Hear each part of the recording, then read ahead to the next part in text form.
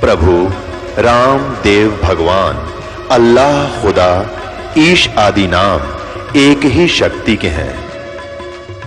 वो कैसा है, कहां है, कैसे मिलता है, किसने देखा है? ये प्रश्नवाचक चिन्ह पूर्ण रूप से हटाने के लिए अवश्य सुनिए जगत गुरु तत्वदर्शी संत रामपाल जी महाराज के अमृत वचन सर्व पवित्र धर्मों के पवित्र शास्त्रों के आधार पर।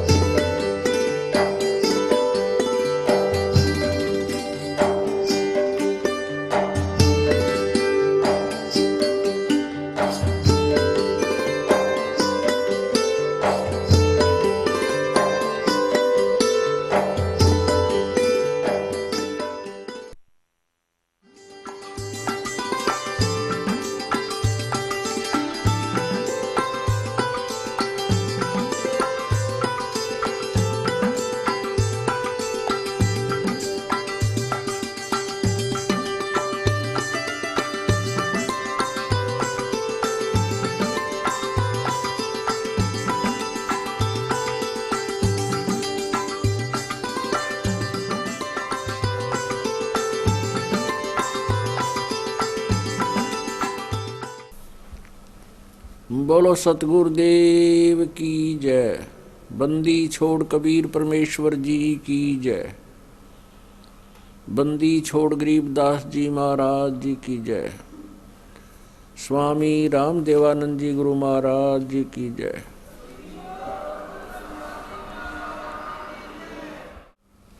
गरीब नमो नमो सतपुरुष को नमस्कार गुरु की नहीं।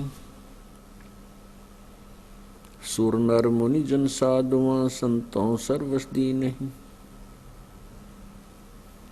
सतगुरु साहेब संत सब डंडो तम प्रणाम। आगे पीछे मज हुए तिनको जा कुर्बान। निराकार निर्विषम काल जाल भयभंजनम। निर्लेपम निज निर्गुणम अकल अनूप बेसुंधुनम। सोहम सुरति समापतम सकल समाना नीरतलय। उज्ज्वल हीरंबर हरदमम बेपरवा अथा है वार पार नहीं मध्यतम। ग्रीव जो सुमर सिद्ध होई गणनायक गलताना। करो अनुग्रह सोई पारस पद परवाना। आदि गणेश मनाऊं गणनायक देवन देवा।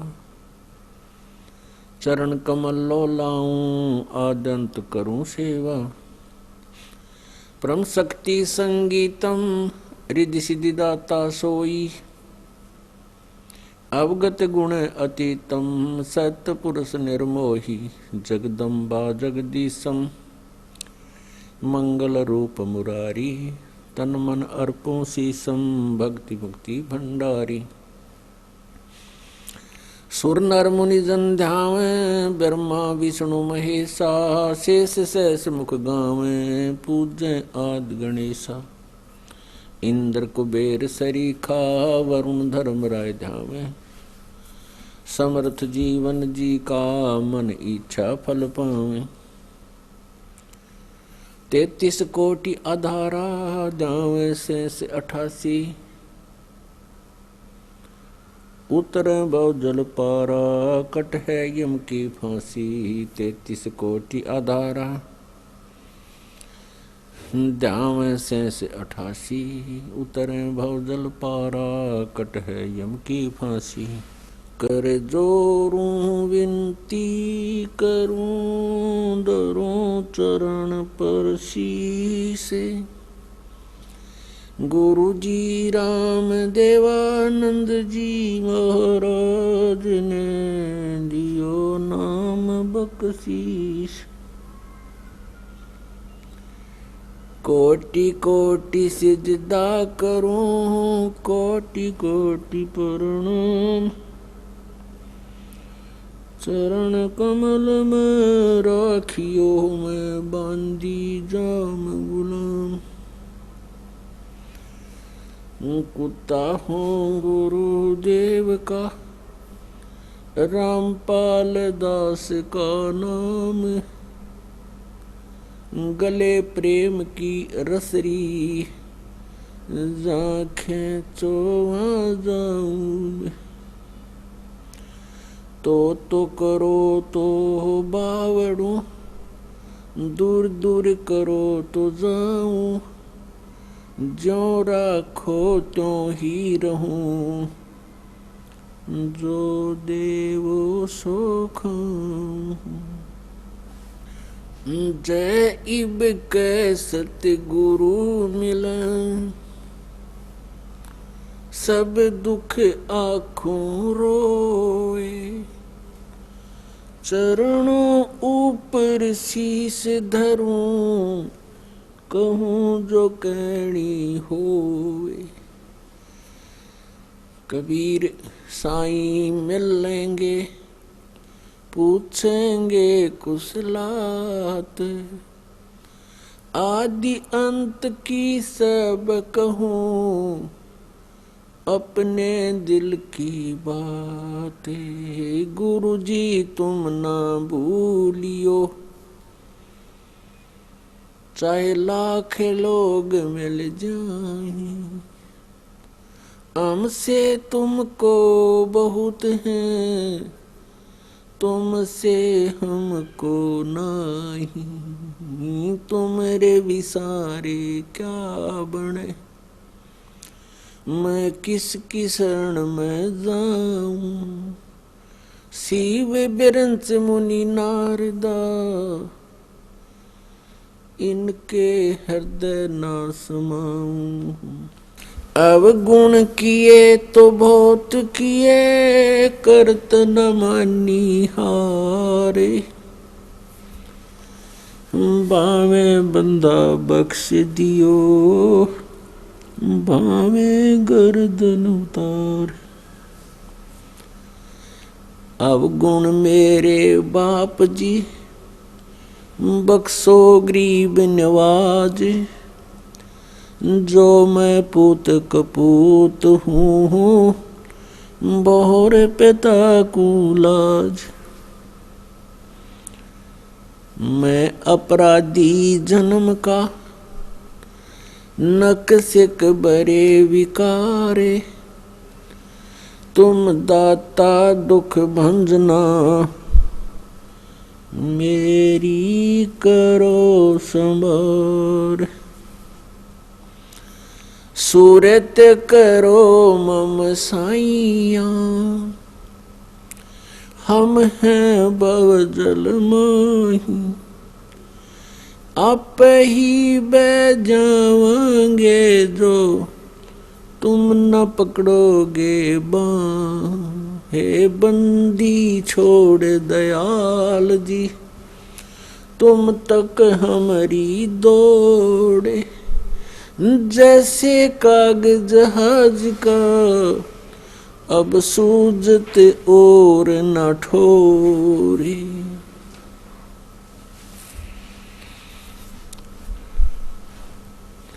परम पूज्य कबीर परमेश्वर जी की असीम कृपा से आप सभी पुण्यात्माएं ये अमर कथा सुन रहे हैं, सुनेंगे। आज स्टार्ट होगी। जिस आत्मा के बहुत ही पुण्य कर्म पुनर्जन्मों के संग होते हैं, उसको मानव शरीर प्राप्त होता है। उससे भी अच्छी आत्माएं जिनके और अत्यधिक पुण्यक्रम उनके साथ हैं, फिर पूर्व जन्म की भक्ति संस्कार संयोग उनके साथ है, उसके कारण वो पुण्यात्मा और भी अत्यधिक पुण्यकर्मों युक्त होती है, जो सत्संग प्राप्त करती है। और सत्संग प्राप्त करके जो उपदेश ग्रहण कर लेते हैं, उनके पिछले पुण्यों का कोई एस्टीमेट नहीं लगाया जा सकता। वो कितनी अच्छी आत्माएं।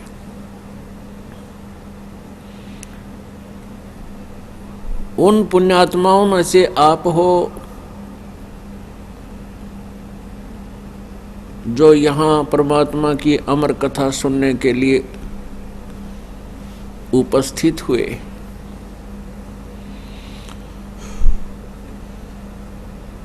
सत्संग में आने से प्राणी को अपने मनुष्य जीवन के उद्देश्य का ज्ञान होता है। जब तक ये प्राणी सत्संग में नहीं आता, इसको मनुष्य जीवन के लक्ष्य का ज्ञान नहीं होता। उससे पूर्व सत्संग प्राप्ति से पहले हम यही सोच रहे होते हैं कि मनुष्य जीवन मिल गया, फिर विवाह हो गया, संतान की इच्छा हुई, संतान होगी, संतान की परवरिश कर दी, इनका विवाह शादी हो जावे, वो भी हो गया। फिर इच्छा होती है कि भगवान इनको संतान दे, और जब संतान के संतान हो जाती है तो फिर हम सोच लेते हैं कि हमारा जीवन सफल हो गया, हमारा कर्तव्य पूरा हुआ। पुण्यात्माओं, सत्संग में आने से ज्ञान होता है कि न तो आपका जीवन सफल हुआ और न ही आपका कर्तव्य पूरा हुआ। ये तो केवल वही पूरा हुआ जो होना था, आपके जो प्रारब्ध के अंदर था वही फला फूला। और इस मनुष्य जीवन से जो भविष्य के लिए आपने तैयारी करनी थी, वो तो आपको पता भी नहीं लगा और आपने स्टार्ट भी नहीं किया।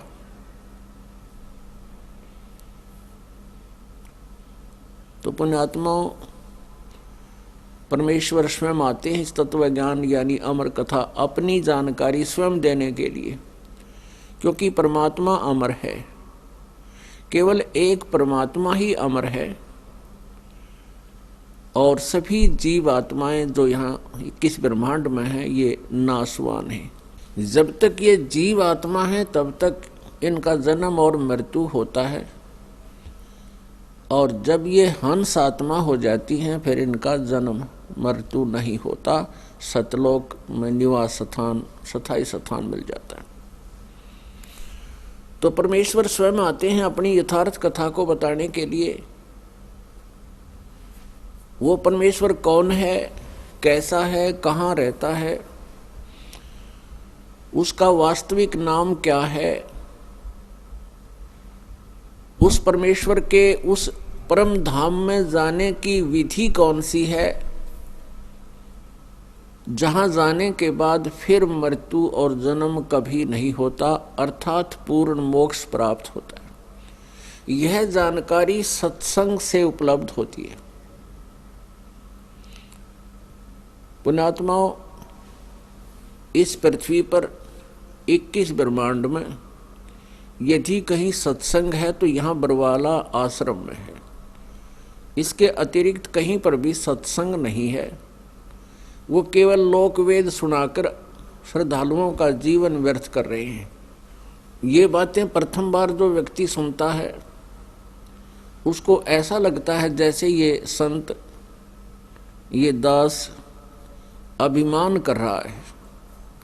अभिमान नहीं, लेकिन ये यथार्थ ज्ञान बता रहा है, सच्चाई से परिचित करा रहा है कि इस विश्व में कहीं पर भी सत्संग नहीं है। हमारे सदग्रंथ सत्य से परिपूर्ण हैं। हम अपने सदग्रंथों से अपरिचित हो जाने के कारण हमने असत्य ग्रहण कर रखा है। उस सत्संग को आपके समक्ष, उस सत्य सदग्रंथों के सत्य को आपके रूबरू कराने के लिए ये सब व्यवस्था की जा रही है।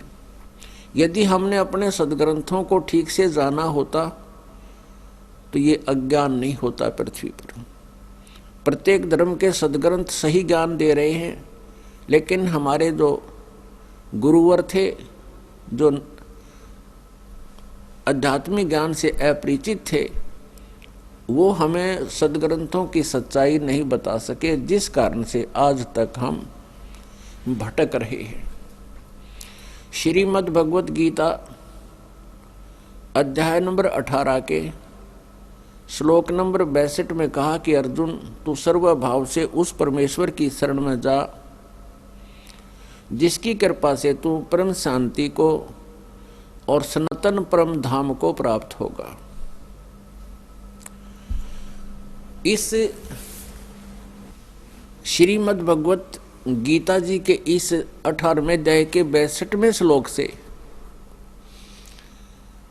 एक तो हमें ये ज्ञान हुआ कि गीता ज्ञान दाता से कोई अन्य परमात्मा है, परमेश्वर है, क्योंकि गीता ज्ञान दाता स्वयं कह रहा है कि अर्जुन, तू सर्वभाव से,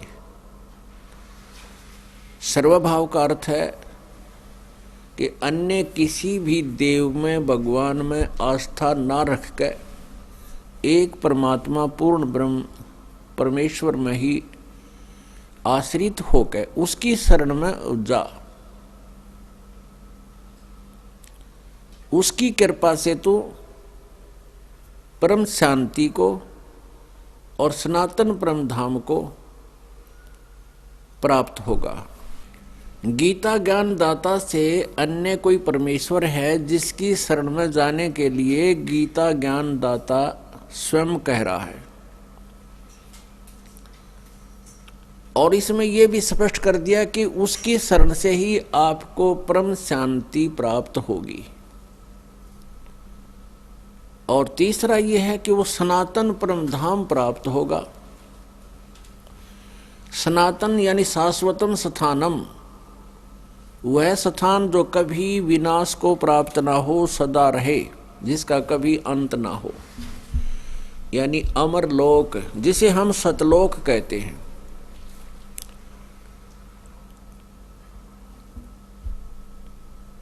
गीता ज्ञान दाता श्रीमद् भगवत गीता अध्याय नंबर 4 के श्लोक नंबर 5 और 9 में, गीता अध्याय 2 के श्लोक नंबर 12 में, गीता अध्याय नंबर 10 के श्लोक नंबर 2 में गीता ज्ञान दाता स्पष्ट कर रहा है कि अर्जुन, तेरे और मेरे बहुत जन्म हो चुके हैं, तू नहीं जानता, मैं जानता हूं। इससे सिद्ध हो गया कि गीता ज्ञान दाता अमर भगवान नहीं है। अमर मीन अविनाशी, जिसका नाश कभी ना हो। स्वयं गीता ज्ञान दाता श्रीमद् भगवत गीता अध्याय नंबर 2 के श्लोक नंबर 17 में और श्रीमद् भगवत गीता अध्याय नंबर 15 के श्लोक नंबर 17 में, 15 के भी 17 में और 2 के भी 17 में, और भी अनेकों स्थानों पर कह रहा है कि वो परमात्मा अविनाशी है जिसने सारे ब्रह्मांडों की रचना की है। और गीता जी अध्याय नंबर 15 के श्लोक नंबर 1 से 4 में भी स्पष्ट किया है कि तत्वदर्शी संत के मिलने के उपरांत उस तत्व ज्ञान रूपी शस्त्र के द्वारा इस अज्ञान रूपी अंधकार को काट के, अर्थात तत्व ज्ञान को समझकर, उसके पश्चात परमेश्वर के उस परम पद की खोज करनी चाहिए जहां जाने के बाद साधक फिर लौटकर कभी संसार में नहीं आते, उनका पूर्ण मोक्ष हो जाता है। और जिस परमेश्वर से इस संसार रूपी वृक्ष की प्रवृत्ति विस्तार को प्राप्त हुई है, अर्थात जिस परमेश्वर ने सभी ब्रह्मांडों की रचना की है, और उसी की पूजा करनी चाहिए और की नहीं। अपनी पूजा को भी यहाँ रिजेक्ट कर रहा है कि केवल उस परमात्मा की ही भक्ति करनी चाहिए। तो वो कौन है? वो भगवान कौन है? वो परमात्मा, परमेश्वर। यह जानकारी देने के लिए स्वयं ही परमेश्वर आते हैं, वो पूर्ण ब्रह्म आते हैं, सत्य पुरुष आते हैं, क्योंकि 21 ब्रह्मांड में, इस काल के लोक में कोई भी व्यक्ति, कोई भी आत्मा परमात्मा से परिचित नहीं है, आध्यात्मिक ज्ञान से परिचित नहीं है। परमात्मा का नाम खूब सुना है, परमात्मा की महिमा भी भक्तों संतों ने खूब बताई है, लेकिन वो परमात्मा कौन है, कैसा है, कहाँ रहता है, और वो स्थान कैसे प्राप्त हो सकता है जहाँ जाने के बाद फिर जन्म मृत्यु नहीं होती और परम शांति होती है। गीता ज्ञान दाता ये ब्रह्म है। इसको सरपुरुष भी कहते हैं। सरपुरुष, शर माने नाशवान, सरपुरुष नाशवान प्रभु। एक सरपुरुष, एक अक्षर पुरुष, एक परम अक्षर पुरुष। यहाँ 3 पुरुषों की महिमा है। सरपुरुष ये 21 ब्रह्मांड का प्रभु है, स्वामी है। अक्षर पुरुष ये 7 शंख ब्रह्मांड का, नील पद्म शंख 7 शंख ब्रह्मांड का प्रभु है। और परम अक्षर पुरुष यानी परम अक्षर ब्रह्म ये असंख्य ब्रह्मांड का स्वामी है, ओवरऑल कंट्रोलर है, कुल का मालिक है। उस परम अक्षर ब्रह्म की भक्ति से उस पूर्ण परमात्मा सत्य पुरुष, जिसको हम सत्य पुरुष भी कहते हैं, सत्य माने जिसका नाश कभी ना हो, अविनाशी, उस अविनाशी परमेश्वर सत्य पुरुष की साधना करने से, भक्ति करने से, इष्ट रूप में पूजा करने से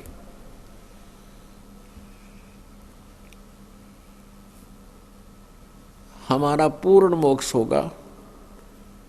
हम उस लोक को प्राप्त होंगे, उस परम धाम को प्राप्त होंगे, सनातन परम धाम में चले जाएंगे, जहां जाने के बाद हमारी फिर जन्म मृत्यु कभी नहीं होगी।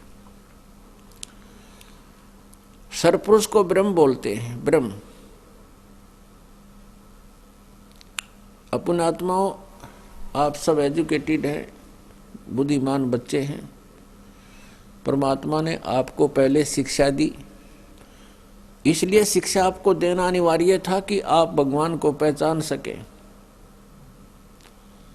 नहीं तो 4 युग बीत गए, केवल एक ब्राह्मण वर्ग ही विद्या ग्रहण करने का अधिकारी होता था, अक्षर ज्ञान ग्रहण करने का। और अब परमात्मा ने रजा बख्श दी है कि सभी मानव शिक्षित हो गए। और इस शिक्षा का हमें लाभ केवल यही मिला है कि हम भगवान को, परमात्मा को पहचानेंगे, अपने सदग्रंथों को स्वयं समझेंगे। तो परमेश्वर सत्य पुरुष, परम अक्षर ब्रह्म, ये वास्तव में अविनाशी परमात्मा है। और इसकी भक्ति करने से हमें पूर्ण मोक्ष प्राप्त होगा, हमारा फिर कभी जन्म मृत्यु नहीं होगा। जब तक ये प्राणी जन्म मृत्यु में है, शांति नहीं हो सकती। आपने देखा है, जिनको हम परमात्मा मानते थे, प्रभु मानते थे, इष्ट रूप में पूजते थे, श्री विष्णु जी, श्री शंकर जी, इनकी कैसी दुर्दशा हुई यहाँ जन्म और मृत्यु में रहते हुए।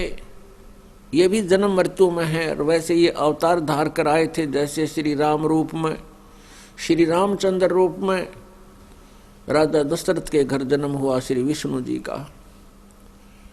उनका पूरा जीवन देखो कितना दुख में रहा।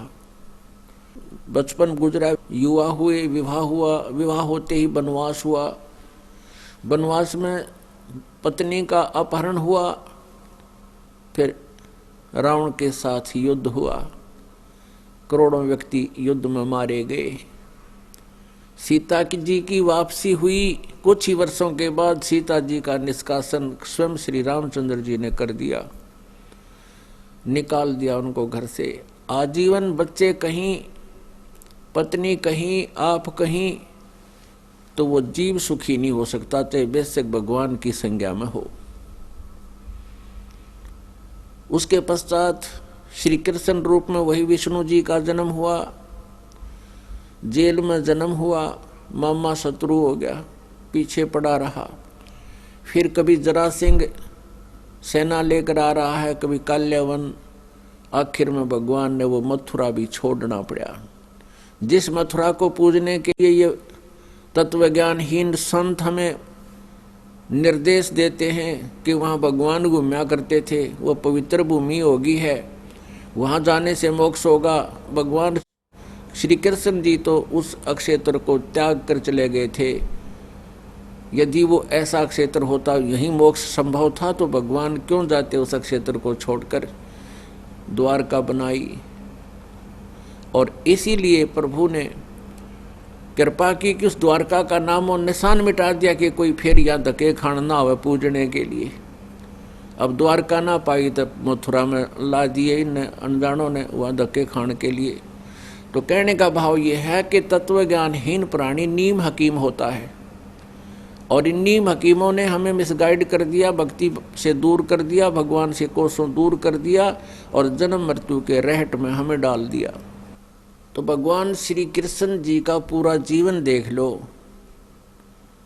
उन्होंने कभी भी सुख का सांस नहीं लिया। अंत क्या हुआ उन भगवानों का? श्री रामचंद्र जी अर्थात विष्णु जी अपने बच्चों से, अपनी पत्नी से अंत समय में भी नहीं मिल पाए। अंत में सरयू नदी में जल समाधि ली दुखी होकर के। और श्री कृष्ण जी का अंत आपके समक्ष है। पूरा यादव कुल यानी उनका पूरा खानदान, पूरा वंश नष्ट हो गया, आपस में लड़ मरे। भगवान श्री कृष्ण बचाव नहीं कर सके। पहले सभी श्री कृष्ण जी को सिरोधार्य मानते थे, लेकिन जब वह काल की घड़ी आई, काल का दबाव हुआ, श्री कृष्ण जी की एक नहीं मानी किसी ने, आपस में लड़ मरे। और श्री कृष्ण जी को भी अंत में अपने किए कर्म का बदला देना पड़ा, अपना कर्म दंड भोगना पड़ा, प्रारब्ध को भुगतना पड़ा। ये उसको समाप्त नहीं कर सके। जैसे श्री रामचंद्र रूप में सुग्रीव के भाई बाली का वध किया था श्री रामचंद्र जी ने धोखे से, उसका भी बदला श्री कृष्ण रूप में देना पड़ा। एक शिकारी जो कि बाली वाली आत्मा थी, वह शिकारी बना, श्री कृष्ण जी के समकालीन हुआ, और अंत में श्री कृष्ण जी के पैर में विषाक्त तीर मार के उनका वध किया। तो परमात्मा कहते हैं कबीर परमेश्वर जी, वो पूर्ण ब्रह्म है, परम अक्षर ब्रह्म है। वही वो परमात्मा है जो हमें परम शांति प्रदान करते हैं और सनातन परम धाम प्राप्त करवाते हैं। तो वो परमात्मा कहते हैं, तुम कौन राम का जपते जापम, और ताते कटे ना तुम्हारे तीनों तापम। तो पुण्यात्माओं, जिसमें हमें भगवानों के अंदर हमें डिफरेंस का पता चलेगा, परमात्माओं के अंतर का पता चलेगा, तभी हम उसको चाहेंगे। तुलनात्मक तरीके से विज्ञान दिया जाता है। जैसे सरपुरुष, ये अक्षर पुरुष और परम अक्षर पुरुष, ये तीन प्रभु हैं। और ये ब्रह्मा जी, विष्णु जी, शिव जी, ये तो बहुत एक देव रूप में आते हैं, देवताओं की संज्ञा में है ये। पहले इनकी थोड़ी स्थिति सभी भगवानों की बताते हैं। एक ब्रह्मांड के अंदर 14 लोक हैं। उन 14 लोकों में से 3 लोक ये अलग हैं, पृथ्वी लोक, स्वर्गलोक और पाताल लोक। इन पृथ्वी लोक, स्वर्गलोक और पाताल लोक के ऊपर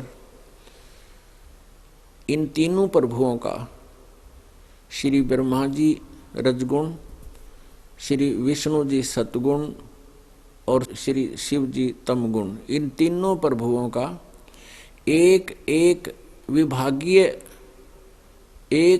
विभाग यानी रजगुण विभाग के ब्रह्मा जी, सतगुण विभाग के विष्णु जी, तमगुण विभाग के शिव जी शंकर जी, ये एक एक विभाग के प्रभु हैं, स्वामी हैं, अधिपति हैं। केवल इन 3 लोकों के ऊपर, पृथ्वी लोक, पाताल लोक और स्वर्ग लोक।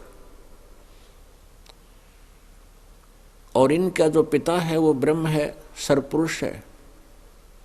यह 21 ब्रह्मांड का अधिपति है, प्रभु है, जिसको स्वामी भी कहते हैं। तो ये 21 ब्रह्मांड का प्रभु है, राम कहो, स्वामी कहो, प्रभु कहो, साहब कहो, अल्लाह या गॉड कहो, ये भाषा भिन्न और पर्यायवाची शब्द हैं।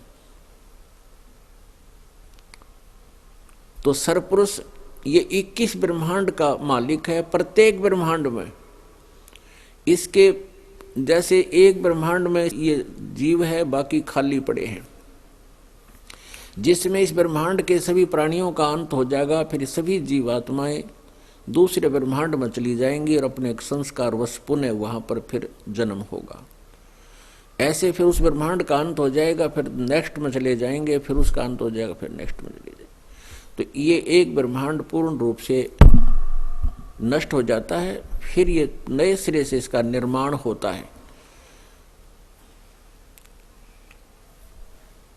उसमें काफी खरबों वर्ष लग जाते हैं, तब तक वो हमें दूसरे ब्रह्मांड में ले जाता है, ये काल सरपुरुष।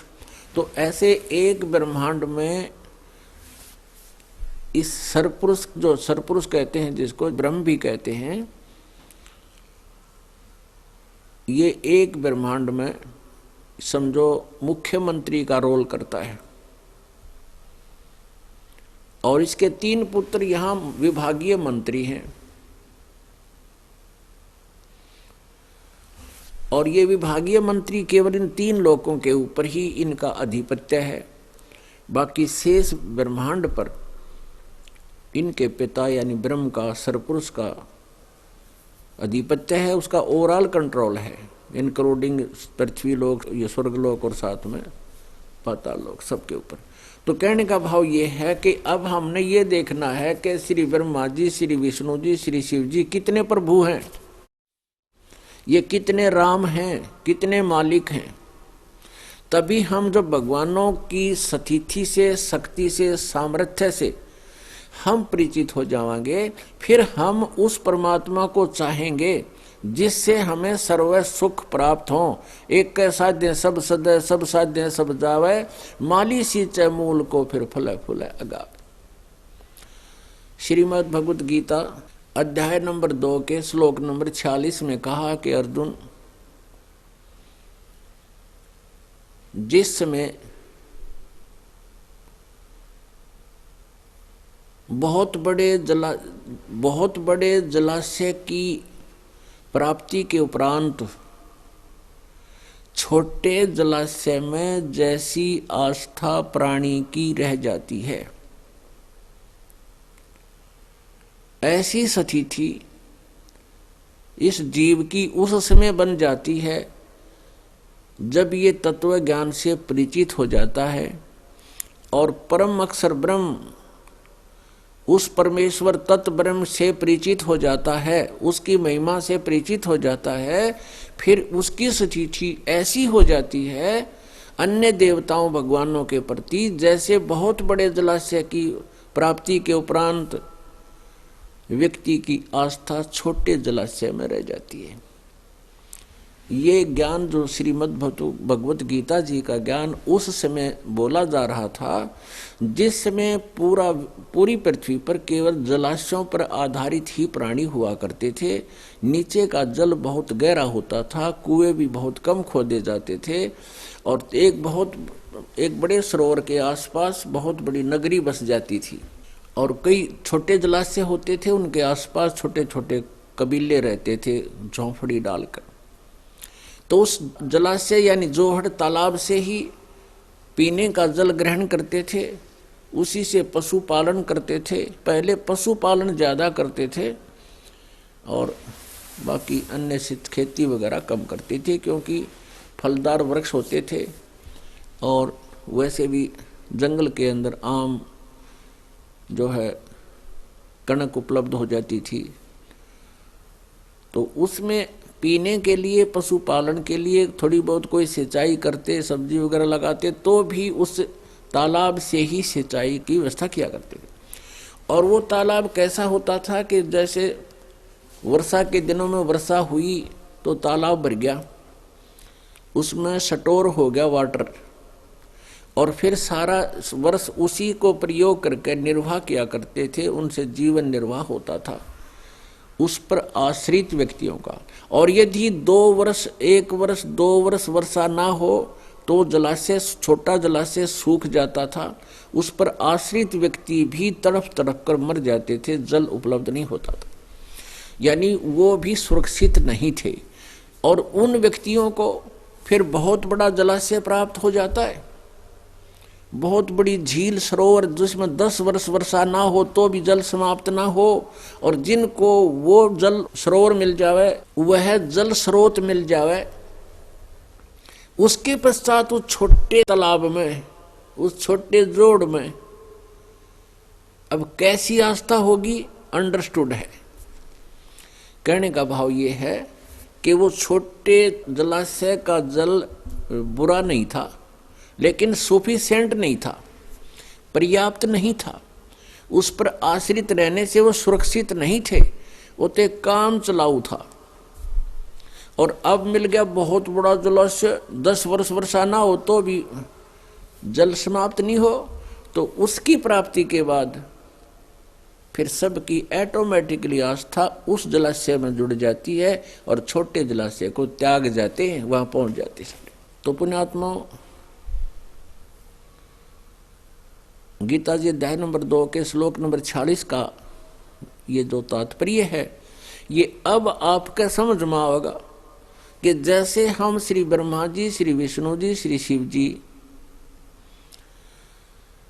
या श्री देवी जी या इनके ब्रह्मा विष्णु महेश के पिता श्री ब्रह्म सरपुरुष तक ही सीमित थे, जो ये कहते थे कि हम अन्य देवताओं की पूजा नहीं करते, वो अपने आप में घने सुपीरियर समझे थे कि हम ब्रह्म की पूजा करते, और अन्य को वो हे समझते थे कि जो ब्रह्मा विष्णु महेश की पूजा करते हैं ये व्यर्थ है, और ब्रह्म की पूजा हम कर रहे हैं, हमारा जीवन सफल है।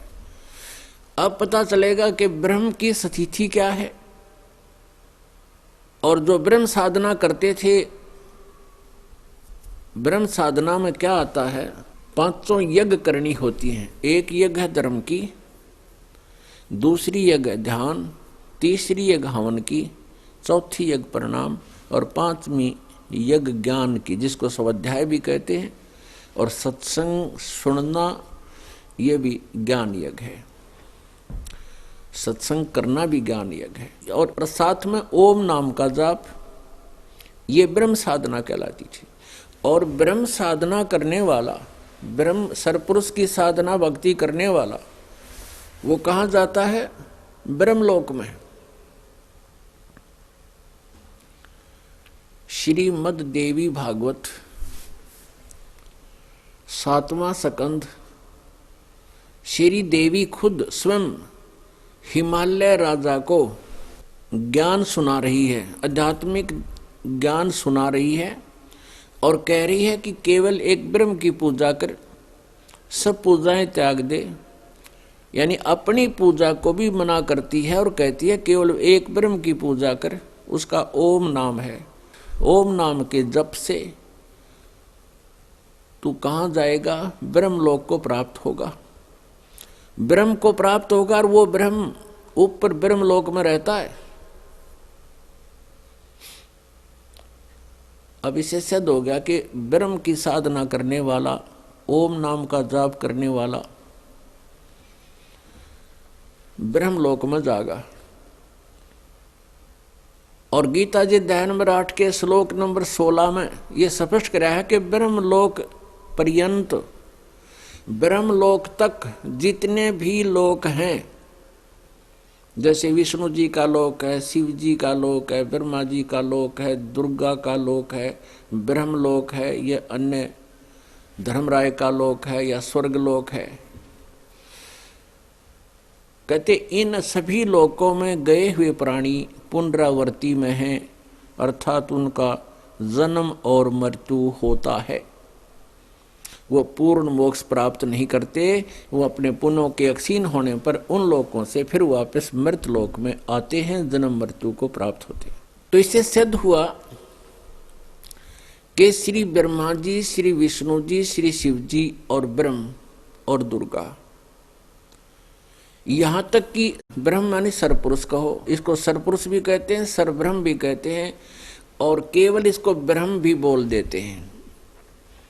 जब तक ब्रह्म से ऊपर दो प्रभु और हैं, एक अक्षर ब्रह्म, एक परम अक्षर ब्रह्म, इनकी जानकारी नहीं थी, तब तक इस ब्रह्म को फाइनल मान रखा था। इसलिए इसको फाइनल गॉड यानी ब्रह्म का अर्थ भगवान होता है, प्रभु होता है, तो ब्रह्म माना जाता था।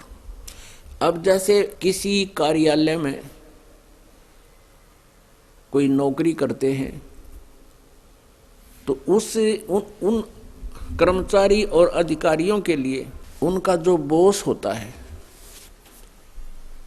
जैसे कोई डीसी ऑफिस में काम करते हैं, डिप्टी कमिश्नर के ऑफिस में काम करते हैं, तो उनके जितने भी वहाँ कर्मचारी या सुपरिटेंडेंट आदि होते हैं, वो एक दूसरे को संबोधित करते समय ये कहते हैं कि साहब ने ये काम कहा है, आप कर दीजिए, साहब का आदेश है, इस फाइल को पहले निपटाना है। तो उनके लिए अंडरस्टूड था साहब, डीसी साहब, क्योंकि उनका कंट्रोलर, उनका बॉस वो साहब है। अब साहब कहो चाहे राम कहो, चाहे प्रभु कहो, चाहे स्वामी कहो, अब जो जितनी क्षमता रखता है वो उतना ही राम है। पहले यहाँ राम की परिभाषा यानी साहब की परिभाषा आपको थोड़ी सी डिफाइन करते हैं।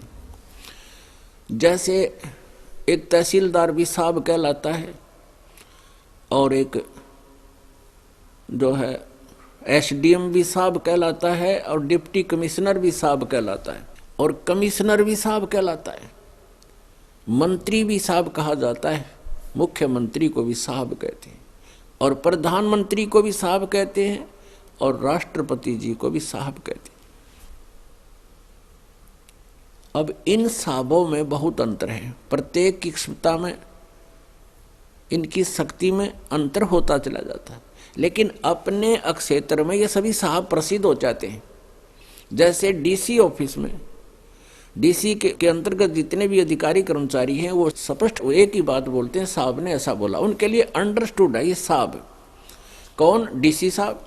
तो ऐसे ही ये दास आपको समझाना चाहता है कि डीसी कितना साहब है आपको खूब पता है, और फिर उसके ऊपर मंत्री साहब, मंत्री का भी आपको मालूम है, विभाग का अधिपति है, स्वामी है एक स्टेट में, मुख्यमंत्री केवल एक स्टेट में मालिक है, और प्रधानमंत्री वो भी साहब है और पूरे देश में मालिक है। जैसे हम कहें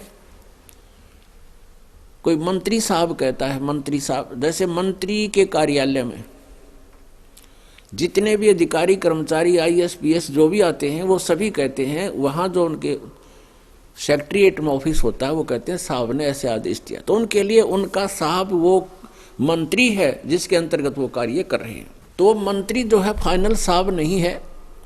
फिर मुख्यमंत्री के जो कार्यालय में काम करते हैं वो भी यही कहते हैं साहब ने ऐसे कहा है, सीएम साहब भी कह देते हैं, फिर सीधा साहब भी बोल देते हैं, साहब का आदेश है। तो उनके लिए अंडरस्टूड है कि वो साहब उनका मालिक, लेकिन सीएम कंप्लीट साहब नहीं है, कंप्लीट गॉड नहीं है।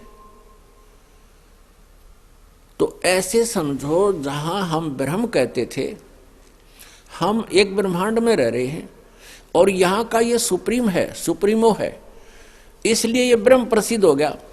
और इन सभी ने ब्रह्म अंडरस्टूड कंप्लीट गॉड, इन्होंने ब्रह्म को कंप्लीट गॉड मान लिया, जबकि ये एक ब्रह्मांड का गॉड था, स्वामी था, मालिक था, प्रभु था। जिस कारण से केवल ये हो गया कि ब्रह्म, हम ब्रह्म साधना करते हैं, हम साहब की साधना करते हैं, हम भगवान की साधना करते हैं, और अन्य को वो देव कहा करते थे कि और सब देवता हैं, ब्रह्म सुप्रीम पावर है। अब आपको तत्व ज्ञान की रोशनी से पता चलेगा कि कौन है वो कंप्लीट गॉड, कौन है वास्तव में ब्रह्म, कौन है परमात्मा। अब इसीलिए ब्रह्म को डिफाइन करना पड़ा, ब्रह्म के साथ जो है डिफरेंशिएट लगाना पड़ा। जैसे इनको भिन्नता बताने के लिए उपमा लगानी पड़ी, जैसे सरपुरुष जिसको सरब्रह्म कहते हैं, एक सरब्रह्म, फिर अक्षर ब्रह्म और फिर परम अक्षर ब्रह्म।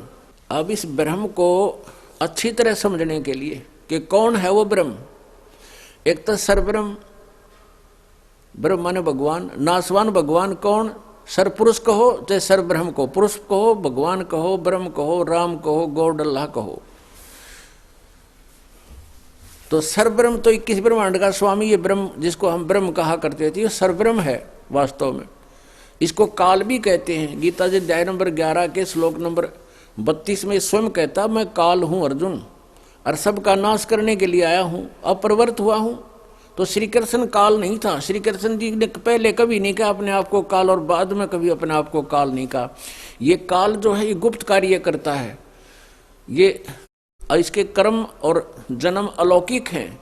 ये ऐसे कर्म करता है, किसी में प्रवेश करके ये अपना जो कुछ उल्लू सीधा करना कर जाता है, फिर बाद में महिमा और डेबिट और क्रेडिट उसी को मिल जाता है जिसके अंदर ये प्रवेश करके अपना उल्लू सीधा करता है। तो इसको काल भी कहते हैं। और श्री कृष्ण जी में प्रवेश करके यही काल गीता बोल रहा है, ये सरब्रह्म। गीता जी अध्याय नंबर 8 के श्लोक नंबर 13 में कहा कि अर्जुन, ओम इति एकाक्षरम ब्रह्म व्यवहारन माम अनुसमरण यह प्रयाति तजंदेहम स याति परमाम गतिम। मुझ ब्रह्म का, माम ब्रह्म, मुझ ब्रह्म का ओम इति एक अक्षरम, ओम केवल यह एक अक्षर है, नथिंग एल्स, और इसके अतिरिक्त मेरा कोई मंत्र नहीं है। ब्रह्म व्यवहारन माम अनुसमरण, व्यवहारण माने उच्चारण करके सिमरण करता हुआ, मुझ ब्रह्म का ये एक मंत्र है, और इसका उच्चारण करके सिमरण करता हुआ, ओम नाम का उच्चारण यानी जाप करता हुआ, यह प्रयाति तजंदेहम यानी जो शरीर छोड़कर जाता है, यानी अंतिम सांस तक भी जो मेरे पर आश्रित है, मेरे में भावित है और इस नाम का जाप करता हुआ शरीर छोड़कर जाता है, स याति परमाम गतिम, वह परम गति को प्राप्त होता है। कौन सी परम गति को? जो ओम से मिलने वाली है। ओम से जो राहत मिलनी है, जितना मोक्ष होना है, जितनी गति होनी है, उसको ब्रह्म की परम गति कहते हैं। और ओम से अभी आपको बता के मिलेगा ब्रह्मलोक, और ब्रह्मलोक में गए हुए प्राणी भी पुनरावृत्ति में 8वें अध्याय के 16वें श्लोक में श्रीमद् भगवत गीता में स्पष्ट कर दिया इसने। और ये स्वयं 4थे अध्याय के 5वें श्लोक में, 9वें श्लोक में, 2रे अध्याय के 12वें श्लोक में, 10वें अध्याय के 2रे श्लोक में गीता जी में स्वयं कह रहा है कि तेरे और मेरे बहुत जन्म हो चुके, तू नहीं जानता मैं जानता हूँ। 18वें अध्याय के 62वें श्लोक में कहता है कि सर्वभाव से उस परमेश्वर की शरण में जा जिसकी कृपा से तू परम शांति को और सनातन परम धाम को प्राप्त होगा, यानी फिर कभी जन्म मृत्यु नहीं होगी। गीता जी अध्याय नंबर 15 के श्लोक नंबर 1 से 4 में भी यही स्पष्ट किया है। 15 और 16 में 3 प्रभुओं की जानकारी दी है कि सर्वभाव से उस परमेश्वर की शरण में जा, तत्व ज्ञान प्राप्ति के पश्चात परमेश्वर के उस परम पद की खोज करनी चाहिए, जहां जाने के बाद साधक फिर कभी लौट कर नहीं आते, और जिस परमेश्वर ने सब ब्रह्मांडों की रचना की। और वास्तव वो परमात्मा अविनाशी है, और वही तीनों लोकों में प्रवेश करके सबका धारण पोषण करता है। तो इससे सिद्ध हो गया कि गीता जी अध्याय नंबर 8 के श्लोक नंबर 13 में जो परम गति ओम के जाप से होनी है वो व्यर्थ है, वो पूर्ण नहीं है। इसलिए गीता जी अध्याय नंबर 7 के श्लोक नंबर 18 में गीता ज्ञानदाता स्वयं कहता है कि ये जो ज्ञानी आत्मा है ये है तो नेक उद्धार है, पर ये मेरे वाली घटिया गति में ही स्थित हैं। ओए होए, अनुत्तमाम गतिम माम एवं अनुत्तमाम गतिम आस्थिता से ही युक्त आत्मा, ये ब्रह्म परमात्मा प्राप्ति में लीन ये है तो अच्छी आत्मा है, ज्ञानी आत्मा उदार हैं, लेकिन इनको तत्वदर्शी संत ना मिलने से ये मेरे वाली घटिया अनुतम, अनुतम माने घटिया व्यर्थ अश्रेष्ठ, और इन्होंने अनुवाद गलत कर रखा। गीता अनुवादकर्ताओं ने अनुतम का अर्थ कर दिया अति उत्तम। अरे तेरा गजब हुई। अंग्रेजी का वर्ड है बैड, और बैड का अर्थ कोई बालक या कोई भी बड़ा उसका अर्थ गुड करता है बैड का, तो कितना बुद्धिमान अकल उसका पता लग जाता है। तो वो कति अज्ञानी व्यक्ति है जो बैड का अर्थ गुड करे, अनुत्तम का अर्थ को श्रेष्ठ करता है, तो मूर्ख है, महामूर्ख है। और इन अति श्रेष्ठ कर दिया।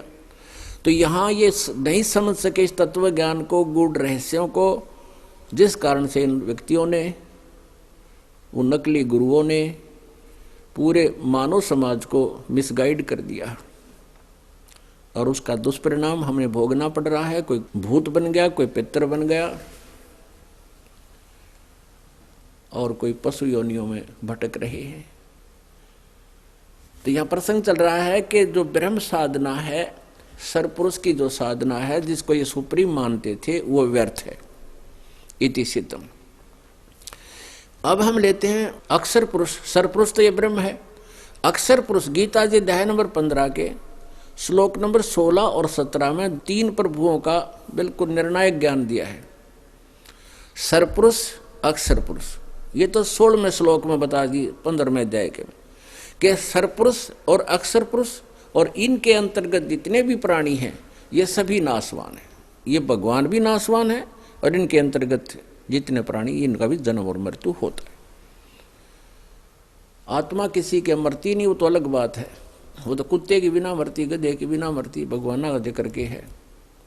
फिर 17वें श्लोक में 15वें अध्याय के श्रीमद् भगवत गीता अध्याय नंबर 15 के श्लोक नंबर 17 में तुरंत कहा है कि उत्तम पुरुष है तू अन्य। उत्तम पुरुष, पुरुष माने प्रभु ब्रह्म, वो उत्तम पुरुष, उत्तम परमात्मा, पुरुषोत्तम, पुरुषोत्तम माने श्रेष्ठ भगवान, सर्वशक्तिमान, वो तो कोई और है। इन दोनों से अलग है। सरपुरुष और अक्षर पुरुष जो 16वें श्लोक में बताए हैं उनसे अन्य है, और वही परमात्मा कहलाता है। उत्तम पुरुष है तू अन्य परमात्मा इति उदाहरते। वो श्रेष्ठ परमात्मा तो कोई और है, और उसको परमात्मा कहते हैं, वो परमात्मा कहा जाता है। और यह लोक त्रयम आवी से विवर्ती, अवे ईश्वर है जो तीनों लोकों में प्रवेश करके और सबका धारण पोषण करता है, वो है अविनाशी परमात्मा। यहाँ 3 लोक ये नहीं है, स्वर्ग लोक और पाताल लोक और पृथ्वी लोक नहीं।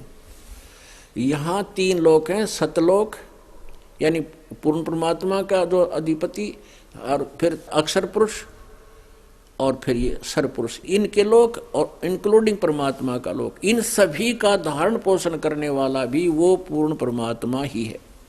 जैसे 15वें अध्याय के श्लोक नंबर 1 से लेकर 4 में कहा कि ऊपर न जड़ वाला, ऊपर को परमात्मा जो है वो परम अक्षर ब्रह्म, वो तो समझो जड़ है, मूल है पूरे संसार रूपी वृक्ष की। और अक्षर पुरुष का तना समझ लो, और सरपुरुष एक मोटी डार जानो, और डार के फिर 3 शाखा हो, रजगुण ब्रह्मा, सदगुण विष्णु, तम गुण शिव जी, ये 3 शाखा हैं। और आगे पात रूप है संसार, हम पात रूप में हैं। तो मूल से आहार चलता है पेड़ को, मूल से, और वही तना में, तना से डार में, डार से फिर शाखाओं में, शाखाओं से पत्तों तक आता है। तो अब अंडरस्टूड है। गीता जी अध्याय नंबर 15 के श्लोक नंबर 17 में ये बताया है, वो मूल परमात्मा, जड़ रूपी भगवान, मूल मालिक, सबका दाता, वो जड़ है समझो सारे ब्रह्मांडों की। वहीं से सबको शक्ति प्राप्त होती है, उसी से सबको यहाँ कर्म वर्क जैसा जिसका है वैसा प्राप्त होता है। तो वो वही तीनों लोकों में प्रवेश करके सबका धारण पोषण करता है। और वो है अविनाशी भगवान, अवय ईश्वर, वो है अवय परमेश्वर, वो अविनाशी परमात्मा है। पुण्यात्मा, श्रीमद् भगवत गीता अध्याय नंबर 8 के श्लोक नंबर 17 में, इसमें अक्षर पुरुष जिसको परब्रह्म कहते हैं, उसकी आयु की सीमा दी है। उसकी आयु की गणना बताई है। इन्होंने अनुवाद गलत कर दिया यहाँ पर। उस मूल संस्कृत के अंदर, मूल पाठ में, उसमें लिखा है कि ब्रह्मणे युग ए सहस्रार युग ब्रह्मणे। ब्रह्मणे माने परब्रह्म। ब्रह्मणे का अर्थ यहां पर इसलिए परब्रह्म लगा जाएगा, ब्रह्मणे का अर्थ होता है ब्रह्म से बड़ा भगवान, यानी बड़ा प्रभु। तो यहां ब्रह्मणे का अर्थ है परब्रह्म, क्योंकि यहां आयु की गणना है, और जहां आयु की गणना नहीं है वहां ब्रह्मणे का अर्थ होता है परम अक्षर ब्रह्म, पूर्ण परमात्मा। तो यहां इस अक्षर पुरुष को भी अविनाशी कहते हैं, लेकिन यह भी नाशवान है। अब यहां थोड़ी सी इनकी कलाबाजी दिखाते हैं गीता अनुवादकर्ताओं की, अनसमझों की।